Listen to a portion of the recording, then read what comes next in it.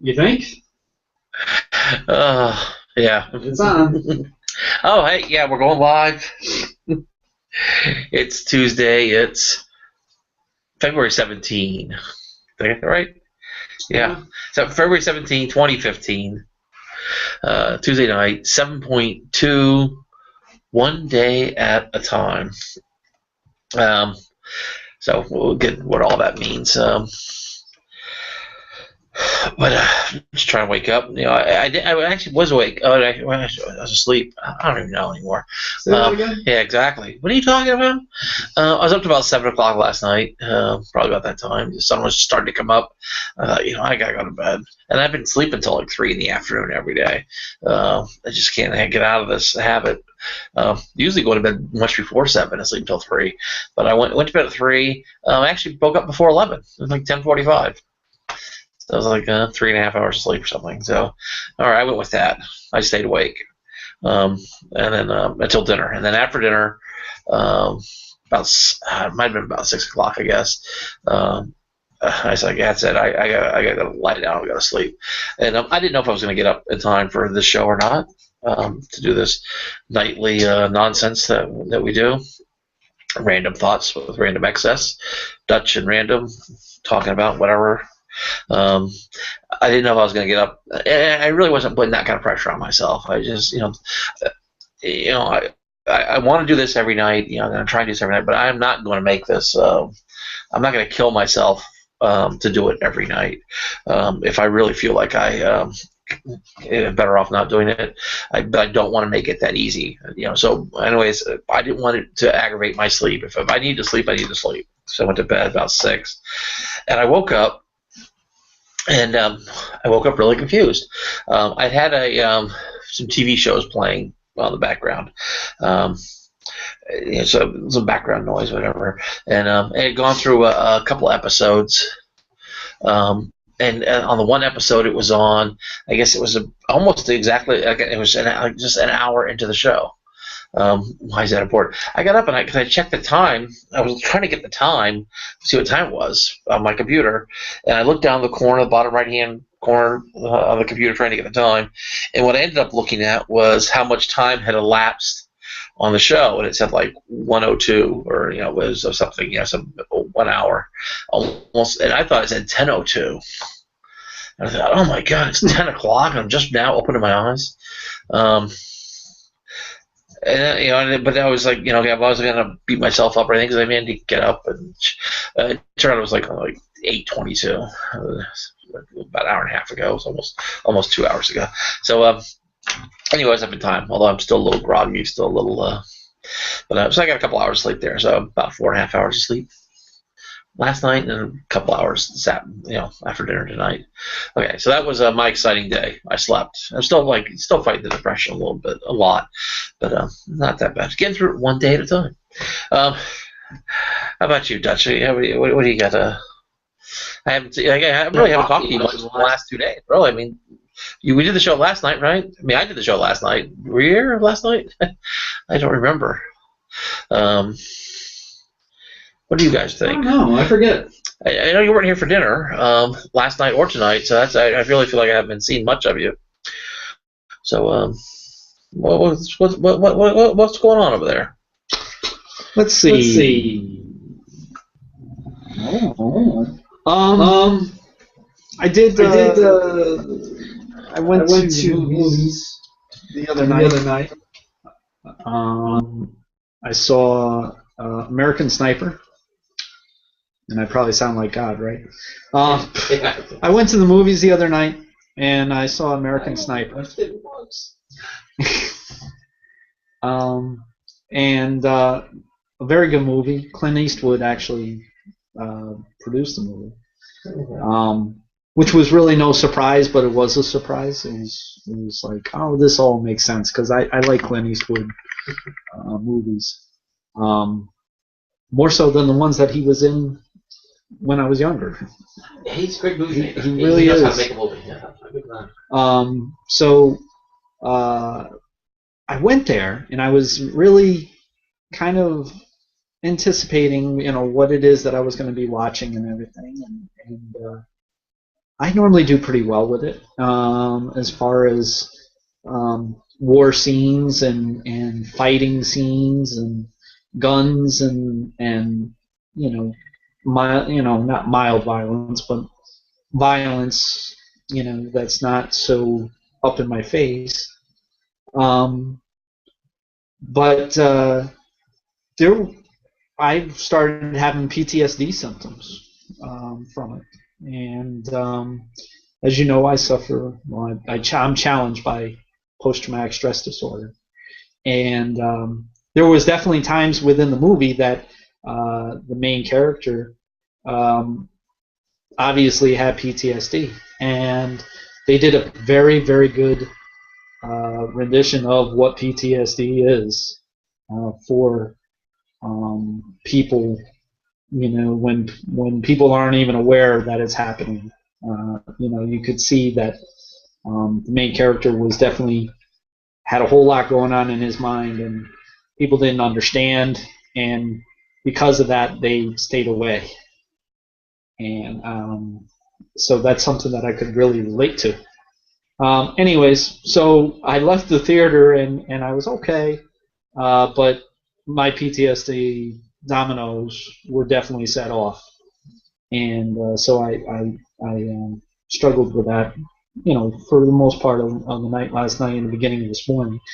Um, but I happen to be a little bit social. I saw a friend of mine who I haven't seen in a while, and had some subs there, and just we used to work together, and we talked about a lot of things.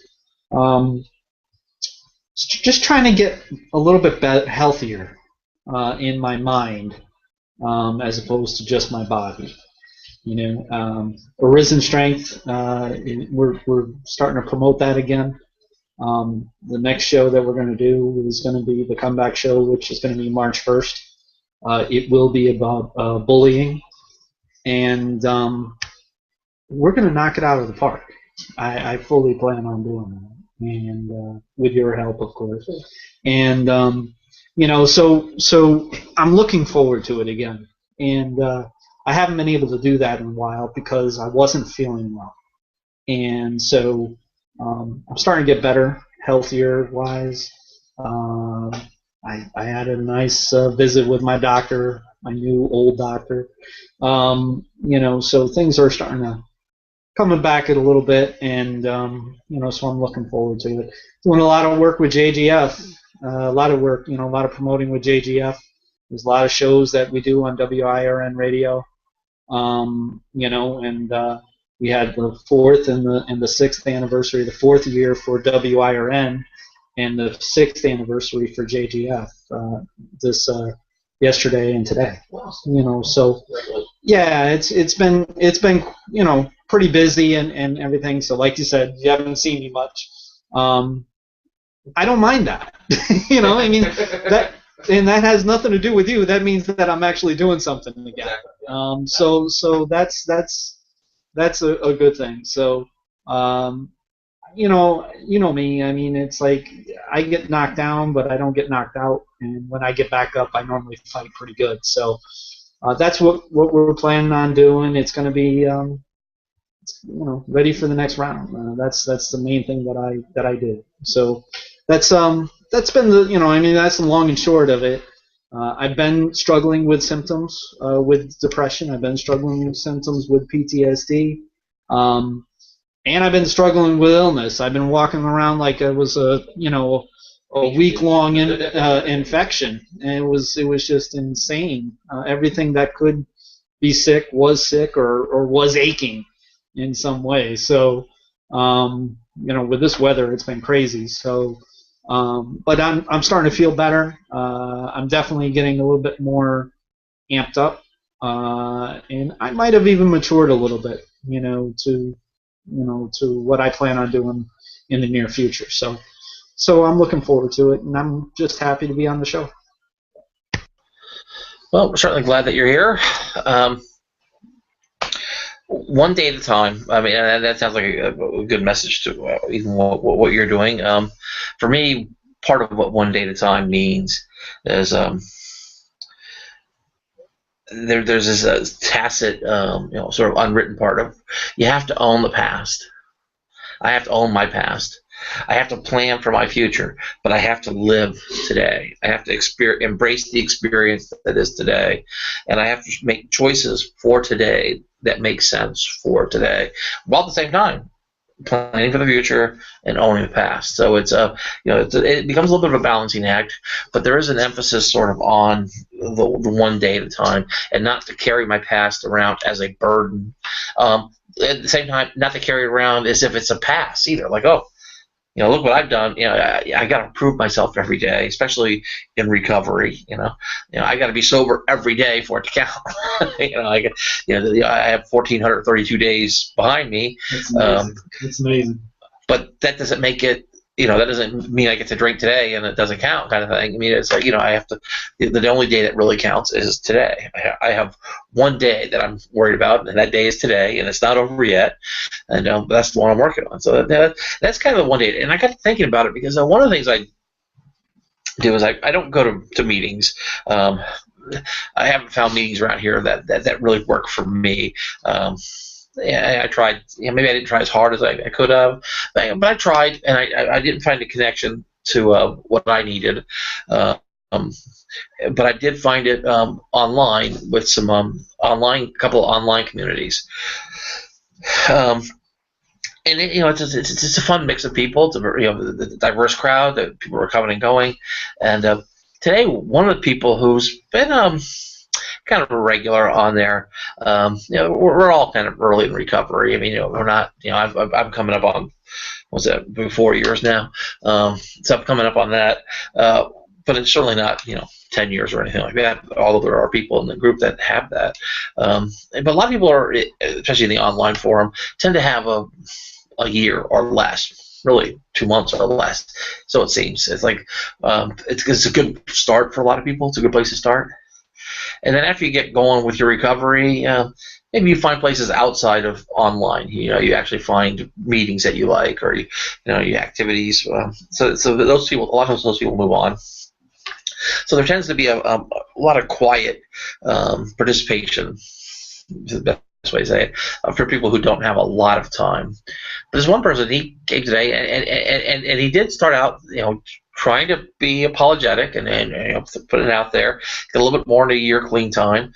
And he was asking about what do you guys think about people coming in here who have 30 days, and dispensing all kinds of sage wisdom like they got it all going on. And I call him he. I don't know if the person's a he, but it's an online thing. I don't, whatever your favorite gender neutral pronoun is. I'm using he in the gender neutral sense.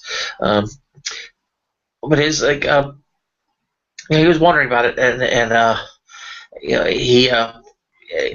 he was just questioning. He thought it was, and he even said I think it's ridiculous, and I may be cynical, but it's laughable at sometimes. But then the next thing he also did mention was, I'm no expert in this, which is, it's like, oh, that's pretty good. Now you need to catch yourself. That's a big part of recovery, is trying to check yourself, right? You're admitting on one hand that you're not an expert, yet you're holding these resentments, it seems like, about a situation in which you claim not to be an expert. That's a dangerous mix for an addict. I should not be holding resentments in situations where I've already admitted to myself I'm not an expert. If I'm not an expert, I need to cool my jets, slow my roll. I have to, and the person was, he was very honest about it. It was a nice post, and there were some people who actually were trying to take the person to task, which is never, and especially in a recovery forum, you're not going to get anywhere with this. It's an internet forum, so there's a lot of internet anonymity, and people get bold, and and so there's a lot of that going on. But there were enough great comments from people who had substantial amounts of clean time, and people who had very little. Who basically were reminding, saying, yeah, we're not experts, we don't know, we're all just doing the best we can here, and but they started giving some good examples of why it's okay for new people to to speak up. And one of the reasons, and part of mine was, well, I like to think of one day at a time is I have one day. So when I speak up, I'm speaking up as a person who has one day. Sure, I've done it 1,432 days in a row before today, but I'm doing it one day here. I have one day that I'm just trying to get today. So that's where a lot of my advice comes from. But it's coming from a place where I own one day at a time as far as my drinking recovery. That I feel very, very comfortable with. So I feel very comfortable talking about one day at a time. It took me a long time really to get that to buy into that. A couple of starts and stops and interruptions, but finally hitting a pace where now I understand it. And I said like too many words. Now I've already. There was a point that there was another point. One person gave this great analogy for it though. That because this recovery is a journey, and we're all on different journeys. We all have our own unique journey, but there is one way to kind of think about it where we're all taking the same journey, but it's not a very linear, straight journey. It's more of a conga line. And what you're doing is you're following the person in front of you. Yeah. And you're going through, there's a lot of obstacles. And when you're at the front of the conga line, when the conga line gets really, really long, you tend to forget maybe a lot of the obstacles exactly where they are. But the person who's just ahead of you in that line, they know exactly what's coming up, what you need to be worried about immediately. The person who has a week clean, 2 weeks clean, they can speak a lot to a person who's just now for that first day going through withdrawal. They can speak to that because it is fresh in their mind. When you have a couple of years sober, you might kind of remember it, but hey, memory is fallible. Memories are distorted. The further you are from any memory that you have, what becomes more and more important is your emotional connection to that memory, not the details of that memory.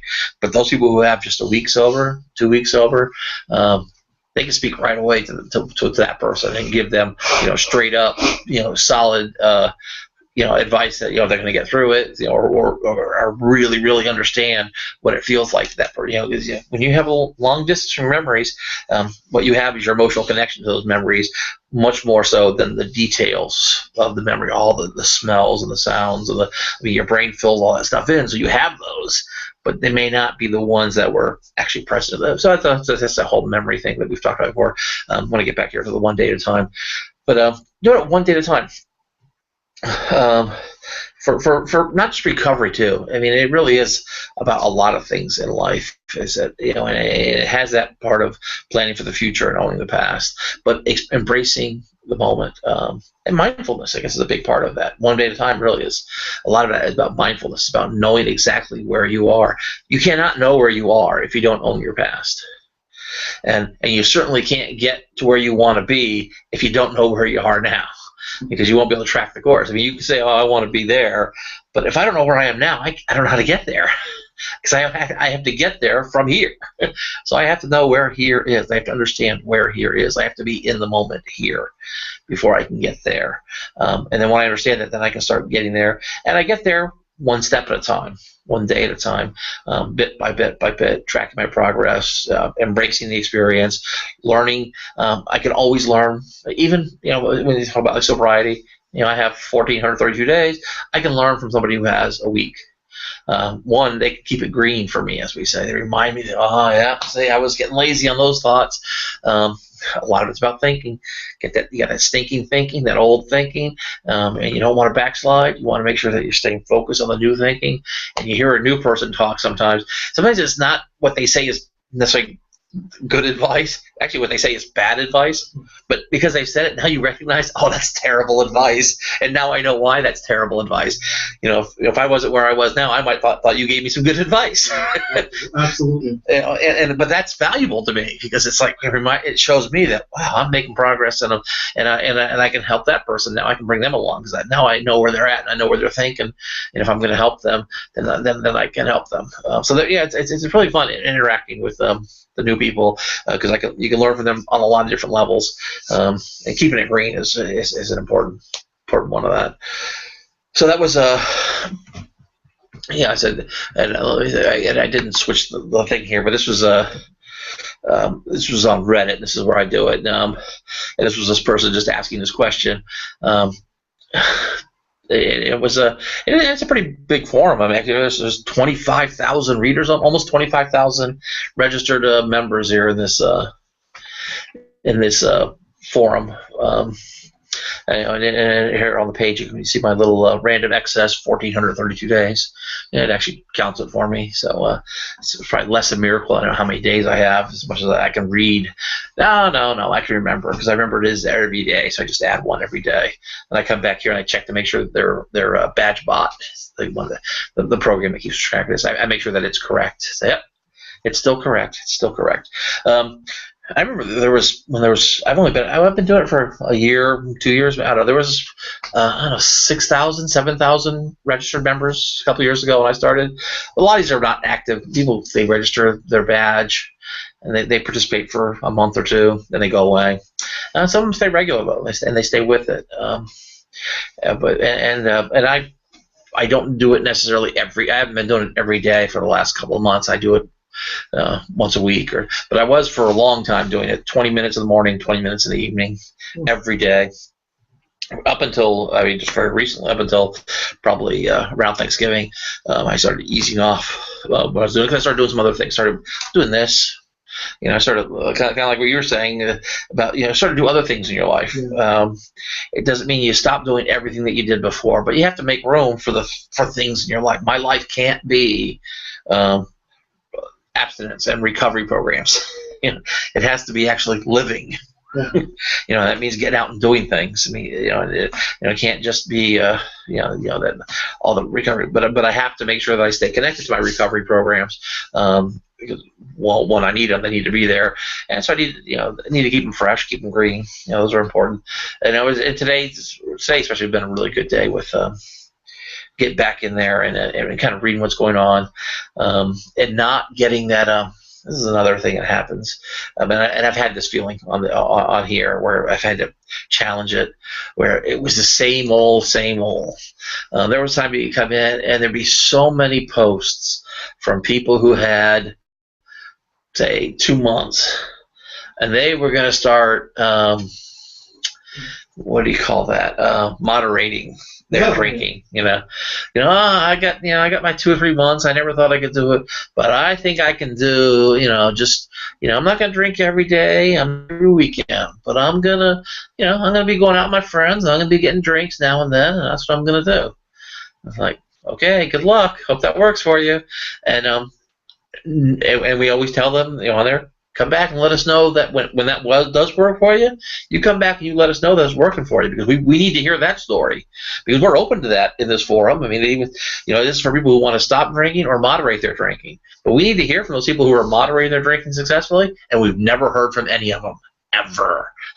I mean, and we don't chase the people out. We don't tell them that. Don't say that to people. In fact, we welcome that. We say, yes, if that's what's going to work for you, and please bring that message here, because that's an important message. I mean, if people can moderate their drinking, who have had a problem with drinking in the past, if you can get to the point where you can moderate it successfully, God bless you. I want to hear those stories too, because I want to hear that miracle. Yeah, we have yet to hear them. But you hear the stories of the people. Well, it started out okay for the first time or two, and then I was doing this, and then I was going off by myself, and then I was sitting at home, and before I knew it, I was drinking every day, more than I drank before. I said, yeah, that's the same old. And but not to get.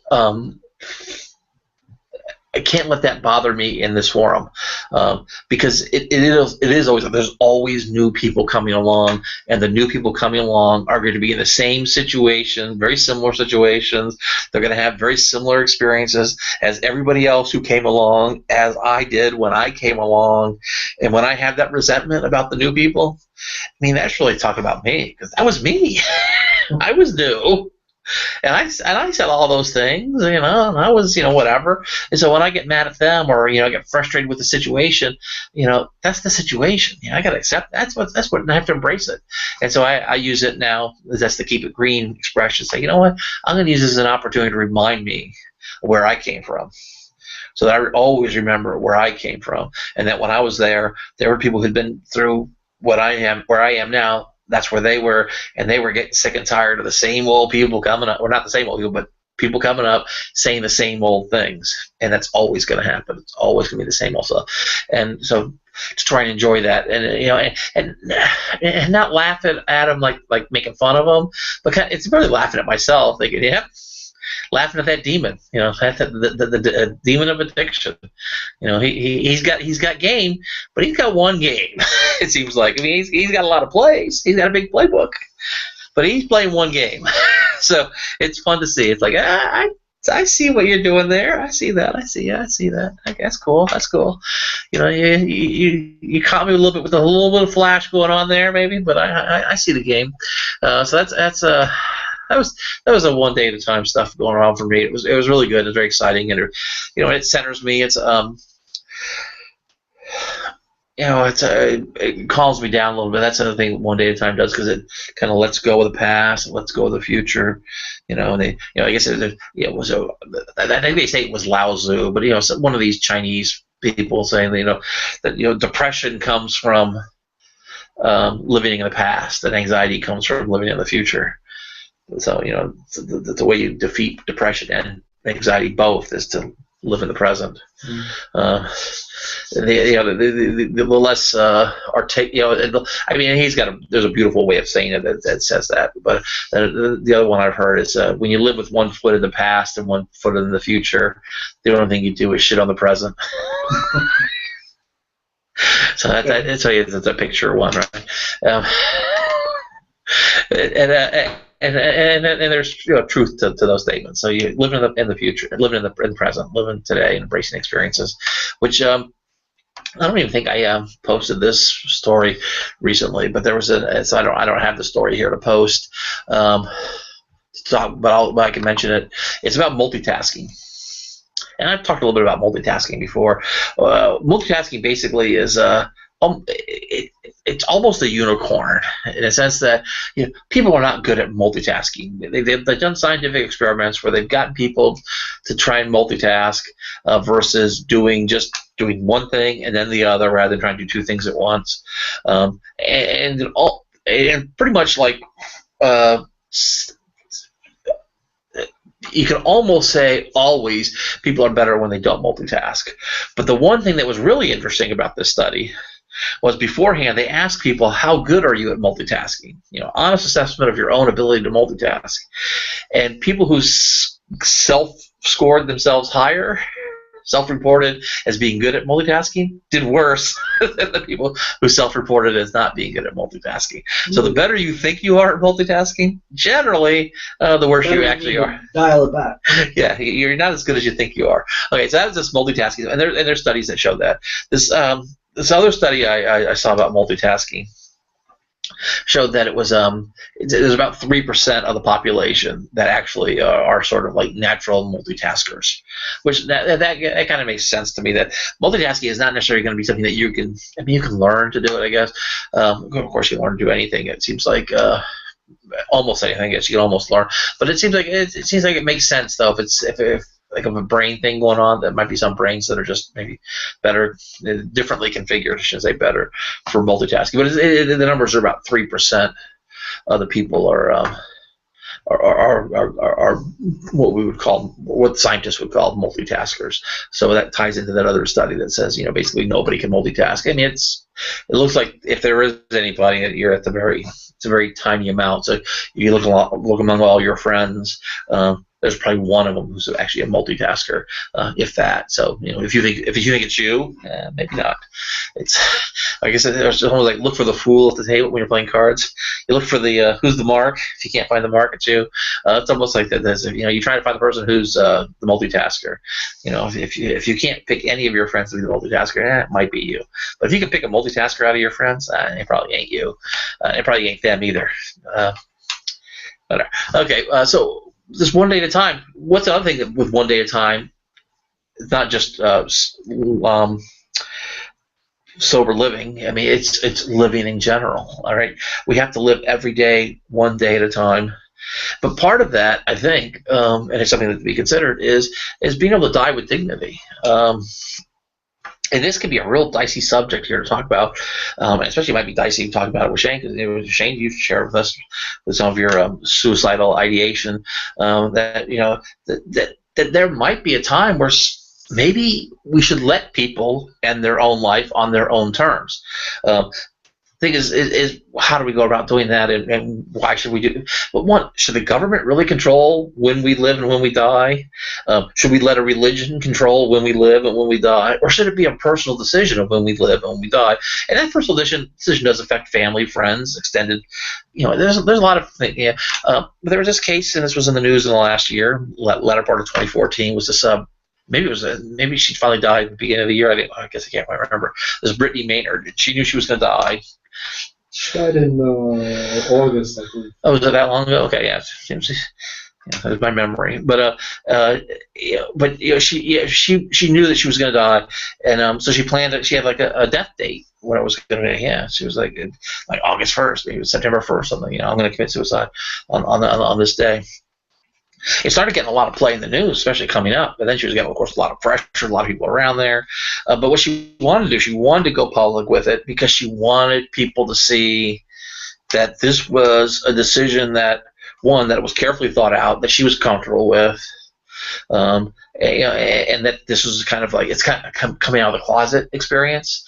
We talked about a little bit about that with coming out of the closet, whether be it gender identity, gender orientation, or even some people can come out as an atheist, or maybe come out as a fundamentalist, whatever you have to. But sometimes when you come out and you can express yourself honestly, and then you can share that experience with other people, then it becomes it's the ripple effect, right? It allows them now maybe to consider their own thoughts, feelings, beliefs, and so that's why she did this. It was for her to do this. And I remember right before she died, right before this happened, when she ended her life, and and you can see this picture, a beautiful picture here. She's happy, she's got the puppy, but she knows she wasn't long for this earth, and it was just going to get worse. It was going to be this horrible, painful suffering, and there's no reason to force people to suffer because we're uncomfortable and they're going to die. Look, we're all going to die. If you think you're going to live forever, I got news for you. I'm going to put money on it. You're not going to live forever. Nobody's done it yet that we know of. There's people, Jesus came back, but he died first, right? So, nobody lives forever. You got to die. It's going to happen. Nobody gets a free pass. So go out on your own terms, kind of thing.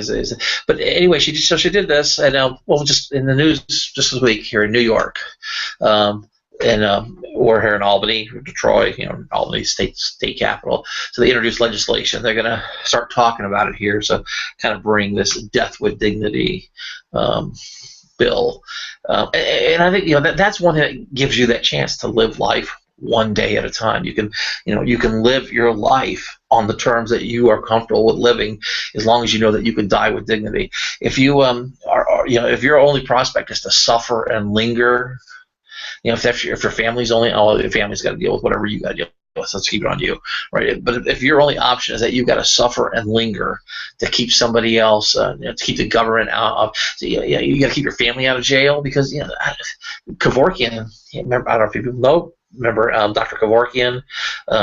He did these assisted suicide. He actually spent about 8 years in prison, some number of years in prison for what he did. But he helped a lot of people. Everybody he helped, the families, the people, they don't have much to say about it because they're dead. But the families, they really appreciated his stepping up and saying, "Hey, we got to do this." And what Brittany did was pretty, very courageous. But what I was going to say before is, right before she died, they started having reports that maybe she was going to change her mind. And I think what happened was they might have leaked some reports to kind of get people, because people were, I think the media might have been crushing down on her a little bit. So maybe they said, "Oh yeah, maybe she's wavering a little bit." She was never wavering. She went right ahead with it. Happy, as you get, happy in the moment with her decision. Happy with the days that she had. and she was able to get out of here without having to do all this unnecessary suffering. Again, that's one of the things I'm really against is unnecessary suffering. Okay, so that was a kind of a long talk there about one day at a time, and then I brought up kind of an uncomfortable subject here with this planned end of life decision making stuff. So Shane, do you have any thoughts about any of this?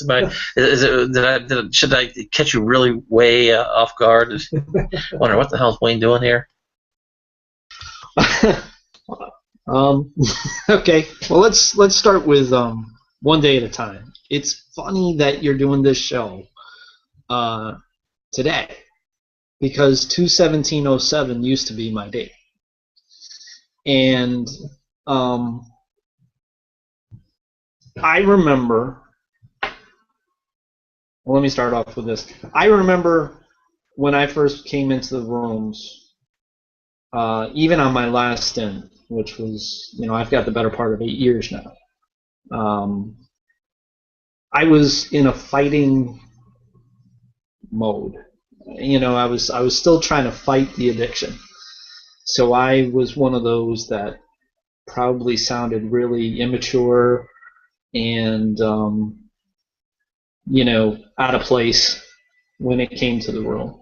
When in fact I was probably cemented in the room by the way that I was acting. I wasn't intending on trying to make myself better than anybody else or make myself any more different than anyone else. But I know for me, when it came to understanding what it is that I acted like in the beginning as opposed to what it is that I act like now, are two totally different ways. And that just shows me the progress that I've made over the years in maturing in my recovery. I used to be very headstrong, as far as the program is concerned and everything. And was being, I think probably because of my codependency, I was there to rescue anybody and everybody that was in that room. And so, so I had certain values that were program related that I insisted had to be the way that it said. And I needed, in maturing, I learned I needed to worry about that being for me and not for everybody. Everybody is not meant for my program. They have their own program.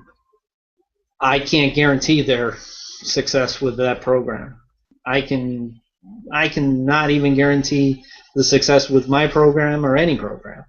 But I can say that the program that I learned from has a pretty successful rate out of all the others. So but that was meant for me, and so I probably looked a lot different, a lot immature when I first came into the room than what I do now. So I don't think I would change that because, like I said, it shows me the maturity and the progression that I made. So let the newcomers come in and let them talk because they need to. They're you gotta remember, everybody who's been in the room the first time, you didn't come in. You might say that you came in voluntarily, but whether you came in because somebody asked you to come in, or because you were mandated to come in, or just because you got your head handed to you enough times that you came in, it wasn't by your choice. You were kind of escorted one way or another. So it wasn't your first choice. No, so they're out of their comfort zone, and so there's that fight, freeze, or flight, and everybody does things differently. So let them say what it is that they're going to say. As long as you're staying within your program, that's what makes the difference to you. And then you can help them later on down the road as they're more willing to be helped. Like I said, 2/17/07. It's kind of funny how you did this to me. And the next story too. I made an attempt wasn't on 2/17/07, but I was so strong in my recovery because my father, when I went in on 2/17/07, I called my father and I said, I need you to take me to GA. And I fully expected him to say, I'm a little bit busy. Maybe we can go another day or whatever. I fully expected him to say, if you had called me, a couple hours ago, I wouldn't be underneath the car or something.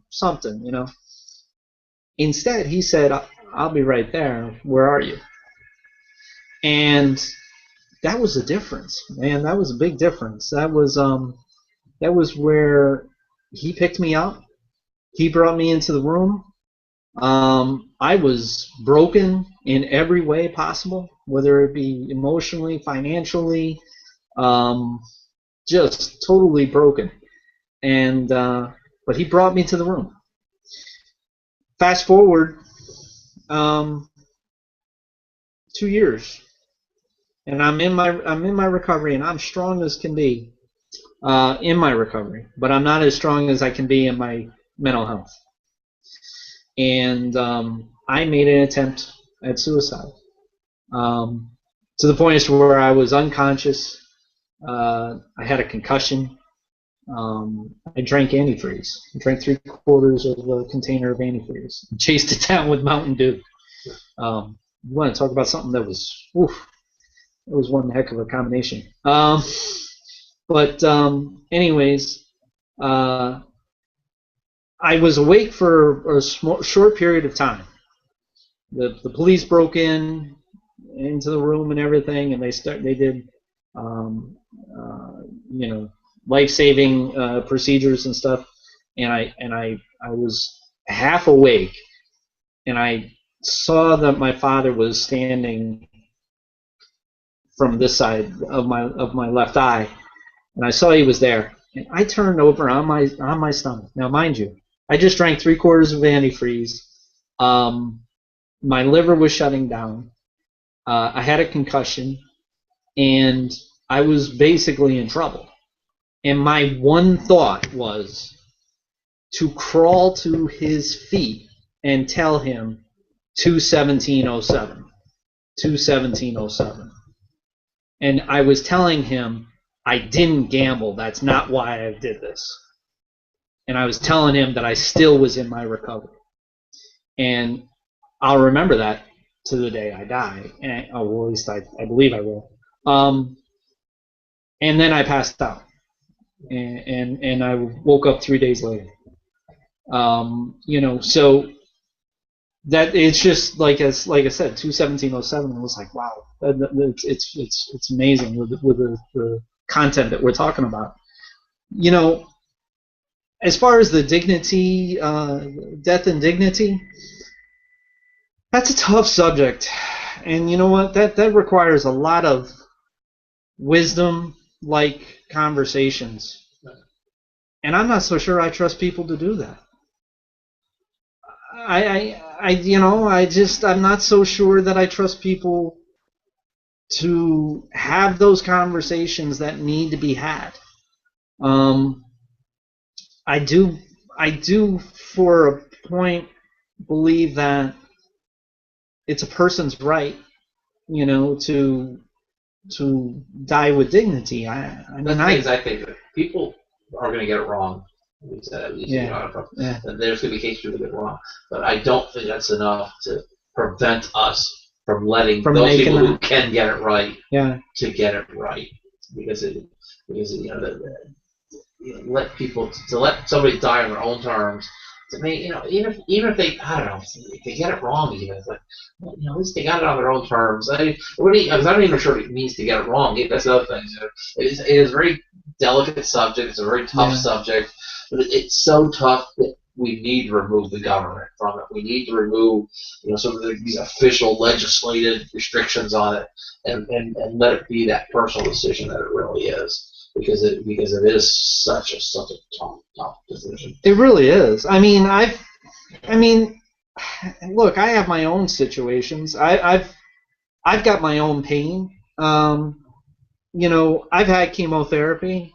You know what I mean? I've felt sick as I mean I stared at a computer screen for 4 hours after chemotherapy, and my boss didn't have the heart to tell me. It was, I mean, I was that was not good times. But and the what it is that I have gone through and what is in my head, that constitutes a pain just as much as anything else, if not, but if I was to have that ability to make that decision, which I probably wouldn't because of my mental health status, if I was to have that ability to make that decision, I would have made that a long time ago. And I wouldn't be here now. And I wouldn't be making the impact that I am now. And I understand that there's a difference. There's a significant difference between me and, I forget her name, off the top of my head, but Brittany, I forget. But I understand that there's a difference. Brittany Maynard.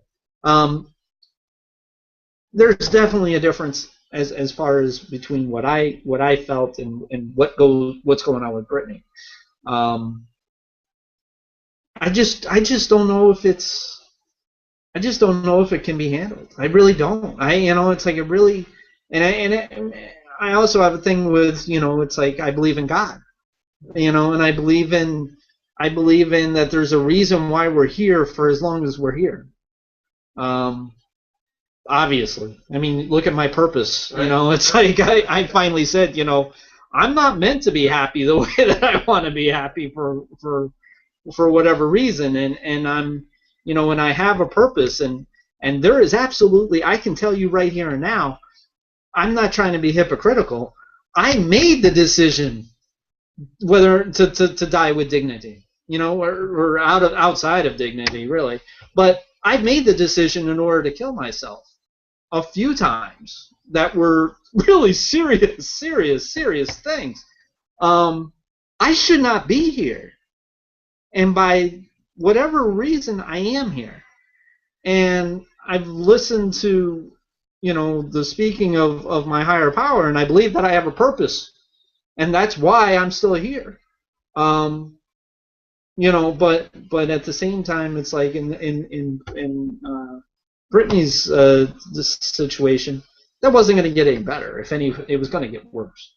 And I don't think anybody should have to suffer. I think it's really easy to say, well, that's not right, or that's not the right thing to do, to take your own life in that situation. But, again, and I keep on bringing this up, put yourself in their shoes. It's like you're now going to have incredible pain for the rest of your life. However long that is. Yeah, needless pain. Right? Needless. The thing that I definitely I don't like suffering. I think people shouldn't have to suffer, but that doesn't mean people don't have that pain. Right. Pain can be good. Pain is that thing that motivates you. That tells you something's up. That gets you to think about the right thing. It gives you the chance to get out of pain. Right. Where suffering is that endless pain. This is just going to be deterioration. Yes. And needless pain does no good for anybody. Right. And she's, and really, what is the purpose of her going through that?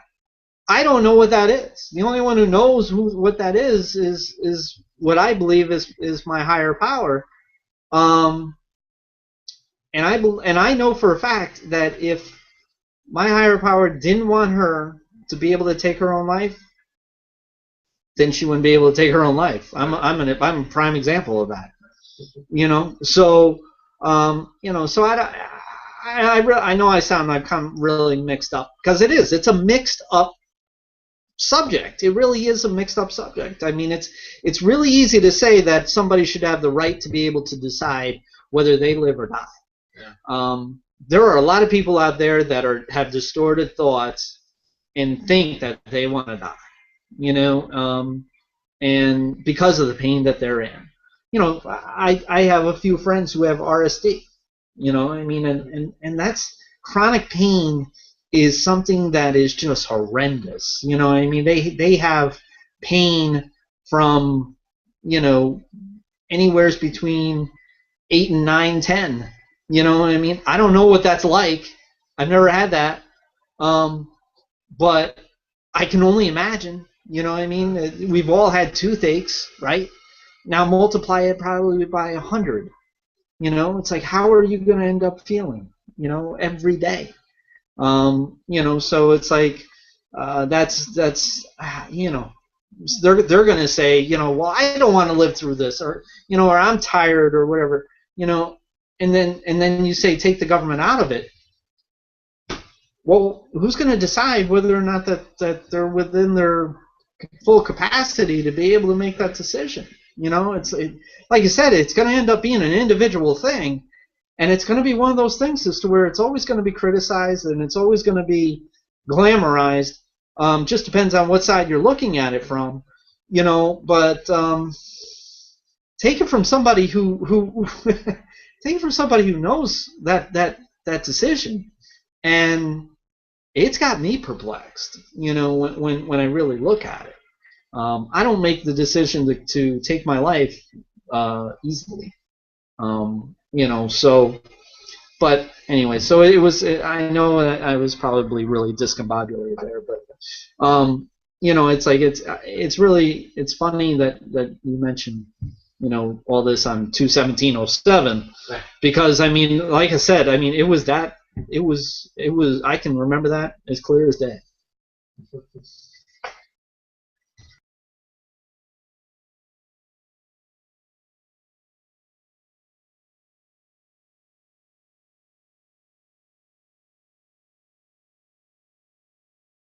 Come back yet? There it is. I think it's gonna go away again, because that was pretty quick. Or maybe it's stable now. Okay. Yeah. So what was this? So part of this one day at a time. We want to wrap it up. I'm not going to go into the story. There's a really long article in the Atlantic today about what ISIS really wants. So and the importance of this article, and at least what it said to me, was we can here we have this enemy. I guess as an American, we're fighting this enemy, or there's this potential enemy that we should be fighting. If we don't have any idea what they're all about, if we can't accept reality for what it is, that's the one day at a time part. That's that thing about living in the moment, embracing the experience. We should really spend some time trying to figure out what is it that ISIS is all about. not what do we think of that. What we're going to kill them anyway, so it's not like we're going to save their life. But we should at least take the time to figure out what it is that they're doing over there. Because I get really, really angry, I think is the best word for it, when people say things like they hate us for our freedom. They don't give a damn about our freedom. They don't, one way or the other, they don't hate it, they don't love it. Our freedom means nothing to them. It's not something they think about. Nobody hate, these Islamic terrorists do not hate us for our freedom. They usually have their own agenda, which is it's not based on what we think or feel. It's based on what they think and feel. And so this is it's a very long article. I don't know how long it'd be. 15, 20 pages or something. It goes on and on and on and on. But one of the things about it is that this is a very deeply religious group, and one of the things that they're really big on is the apocalypse. Basically, is the end of the world. We have groups like that in America that have the end times people that really believe that it's going to happen in their lifetime, and that's kind of where they are. They believe that this is going to happen in their lifetime, and what they need to do is they need to restore the caliphate. Yes, basically the short way to make it is they want to bring the government with the religion and have the religious leader, basically the head over government, the caliph. So that's not quite exactly right, but it's close enough. You can look at what the caliphate is supposed to do.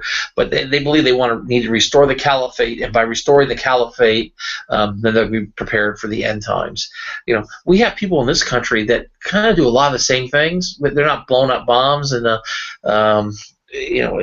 committing the acts of terror like they are, but they are involved in a lot of weird things. One of the things that are end times people who what's her name, Crazy Eyes. Oh man, I can't remember her name now. Michelle Bachmann. Crazy Eyes. They're Dominion. She's a Dominionist. And there's people who are like these Dominionists, and they believe in this end time stuff pretty heavily. And it's in line with traditional Christian theology, which what the ISIS does. It's in line with traditional Islamic theism. The fact that they think it's now and in this lifetime, maybe it's a little bit outside the box, but it's in general. And one of the things these Dominionists believe, and these other groups believe, is that we have to prepare Israel for the return of Christianity to Israel, and then that'll bring the end times. So there's this weird connection between a lot of the political, the right-wing fundamentalists in this country and our relationship with Israel, and part of it is to maintain this conduit so that we can inject Christianity into Israel, so that at some point in time we can reestablish Christianity as the religion of the land, and then welcome the end times. And that's what these ISIS is kind of the same thing, where they restore the caliphate, and then they whatever. But it's a very, very interesting article. A lot of it doesn't make you like them anymore, but it gives a sense that you got to think about these things differently and seriously if we're going to deal with these people. Because if we just ignore what they say, what they're trying to tell us, and we just try to impose our reality on them, and that's not going to end well for anybody. I don't know that it could ever end well, but it's certainly not going to end well if we do that. It reminds me almost of but we have to listen. We have to really understand what their position is. It doesn't mean we have to condone it and we have to bend to it, but we need to know what it is. One, it lets us plan for the future by accepting the present, living in the moment, accepting reality for what it is. We can plan for a future that makes sense, that we can actually get to where we want to get by knowing where we are. If we don't understand what it is that they're about, then whatever we want to do with them, it's not going to turn out the way we want it to. I just want to kind of leave that there. So this is a great article, though, from The Atlantic, what ISIS really wants. Long article. If you're interested in it, track down the article, read it. It's on our Facebook page. But certainly can log it up. Finish this up with we're already an hour now, so let's go ahead. The Twitter update there. You can catch us RTWRE. That's the hashtag we use on Twitter, or you can get us at Random Access. At Random Access, you can tweet right at us, or you can just follow the hashtag, or you can send your own tweet with your own hashtag. We're all good with that. Catch us on the Facebook feedback line. That's 15189. 666-175. Let's go to the U.S. and Canada. 3 to 5 on the weekends, 3 to 4 during the week, and 11 to midnight every night after the show. And the count is down. 9:49. I think it was 9:51 yesterday. I don't know. I can't remember. But it's below 9:50. 9:50 is like kind of like this threshold of like below there is. Oh man, I'm hurting. I'm a hurting gator, as we used to say back in the school days. It's funny going to the University of Florida, a college town. Everything was Gator this, Gator that. Go Gators, like a typical greeting on the street. You see a friend, hey, go Gators. At the end of a party, go Gators. Or you're not feeling good, hungover, especially. Oh, I'm a hurting Gator. It was everything was Gator, Gator, Gator, Gator, Gator. It's very surreal. It was very, and it becomes so natural and just just the way it is.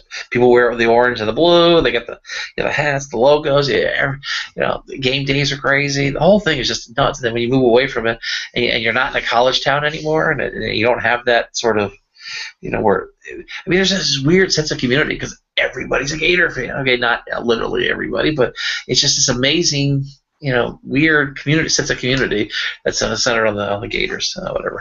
But I'm a hurting Gator when that's below 950. We'll be back tomorrow. Maybe we'll have a happy show. Maybe we'll have a short show.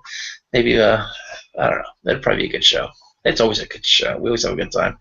Thanks to Dutch for being here, and thanks for sharing. Really, it was, you opened up a lot tonight, I think, for the people. They got to see a little bit more into what's going on. And we'll be back tomorrow, guys. Out of here. Good night, folks.